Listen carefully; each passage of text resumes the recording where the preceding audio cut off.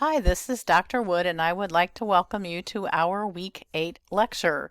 This week we will make summations of everything we have learned this term and possibly make some forecasts for what to do next. This week features the end of A Dream, or A Midsummer Night's Dream. Act 5 ends with a triple wedding. Theseus does not truly believe the lover's tale of fairy magic, saying, "How easy is a bush, supposed a bear, out in the woods in the dark." However, even though he has the right as the ruler of Athens to force Hermia to marry Demetrius despite everything, and because of her father's wishes, he decides to let the lovers choose their own mates.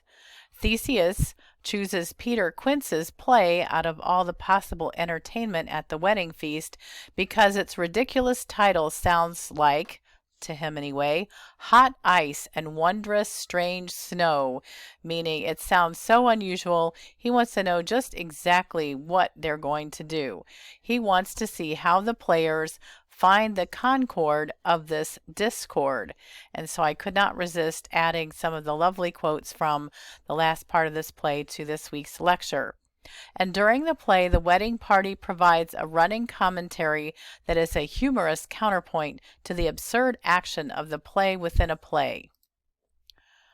And we might ask ourselves about this play, about the ending of this play, and about all of the literature we've studied this term. But my question is, why? One of the reasons Shakespeare's work has remained relevant and intriguing is that it makes the audience ask questions that only they can answer for themselves. For example, why is there a play within a play in A Midsummer Night's Dream? And that's not the only Shakespearean play in which there's a play within a play. Why do you think Shakespeare did that, especially in this case? So since we're in the final week, and we're looking forward to the final exam with certain levels of stress or happiness. We've studied three major forms of literature this term: short stories, poetry, and drama. We have just scratched the surface, just barely, and hopefully you have enjoyed our brief journey.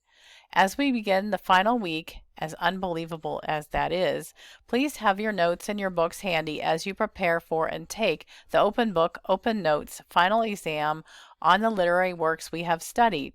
The weekly lectures and resources are also fair game, and you don't have to have everything memorized. So as you take the exam, use what you know in your head as well as all of your resources, please. So what's important as you review for the final? These are some of the things to think about. Who wrote the story, poem, or play? When was the work written, approximately?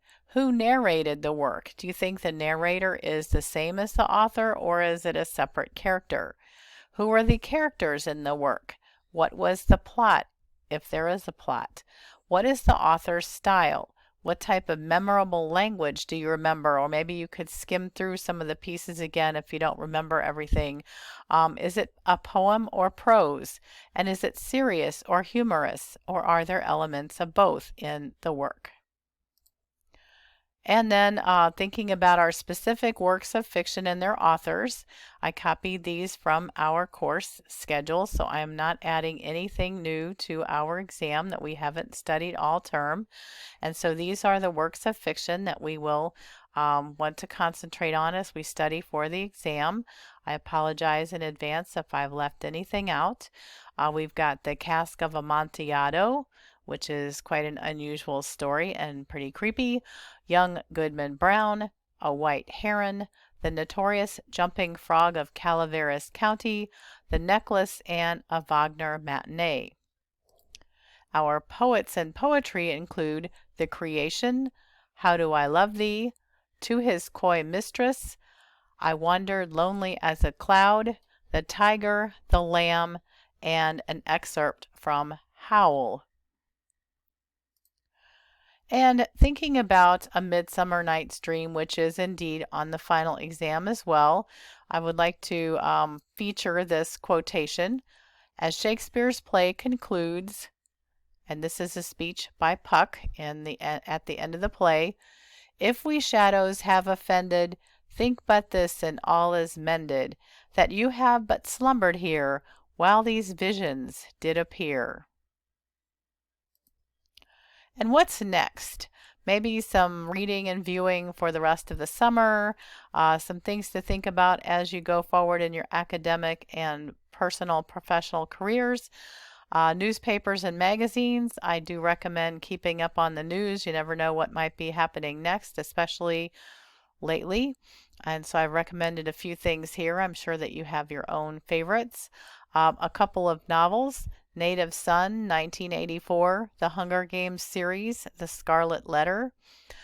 Films such as one of my favorites, Forrest Gump, Midway, which is a historic war movie, West Side Story, which is an adaptation of a William Shakespeare play, and the Lord of the Rings series. And of course, I do recommend watching a bit, if you can stand it, of TV news. Choose your own networks or channels and maybe mix it up from time to time just to see what someone on a different point of view might be thinking. And what's next?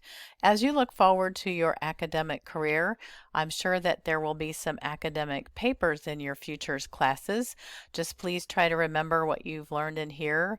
If you've learned some things in here that will help you with your academic papers, I've tried to make some comments on your papers that could hopefully be helpful in the future. Your personal and professional communications, emails and memos at work, tweets and social media posts, and do take care with those. You don't want to say something that could later on make you look bad or get you into big trouble. So you want to take care with those just as you would with your emails and memos at work.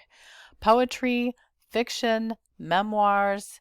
Maybe you want to write about your life. Maybe you want to write some stories. I've seen some hints that some of you like to write poetry, and I do too, so that can be fun or also powerful. And then ways to maybe change the world, or at least maybe try to make it a little better. Letters to the editor, getting involved with things that you care about, and working for the common good. So there are things that we can do after this class that maybe you can use a little bit of what you learned in here and also read more stuff and write some things of your own.